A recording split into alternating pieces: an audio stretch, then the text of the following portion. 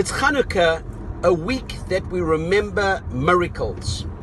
I'm standing in synagogue and a good friend walks up to me and says, "Johnny, I've got a story tailor-made for your ears." I said, "Hit me." He says, "Our neighbors asked us if we could host a young couple, relatives of theirs, visiting from Israel. The wife sadly had been diagnosed with the worst form of breast cancer, and she was told that if she didn't come to Los Angeles where she could get a certain type of surgery, the chances of survival were minimal." They arrive in Los Angeles, the doctors read the scans, and they tell her that she's got literally 24 hours to make a decision. They would need to remove both breasts and then some around the areas, or they didn't feel she could survive. They went home, obviously a very, very difficult decision with young kids back home.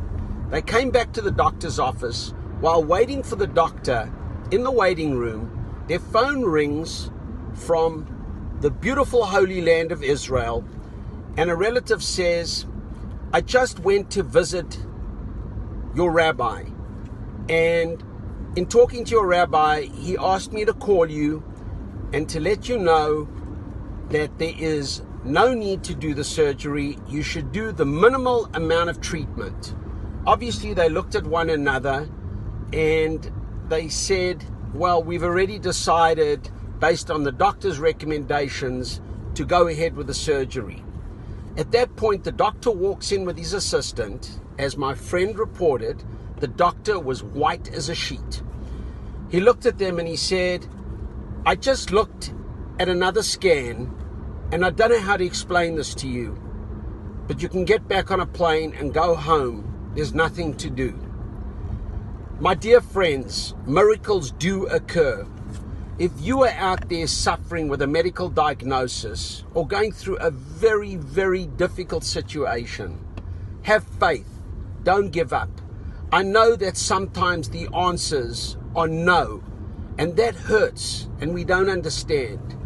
But the power above, the Almighty, brings miracles into our life every day.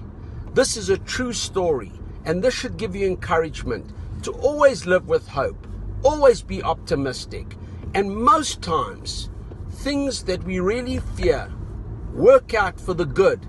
So think positive, and may you see miracles in your life.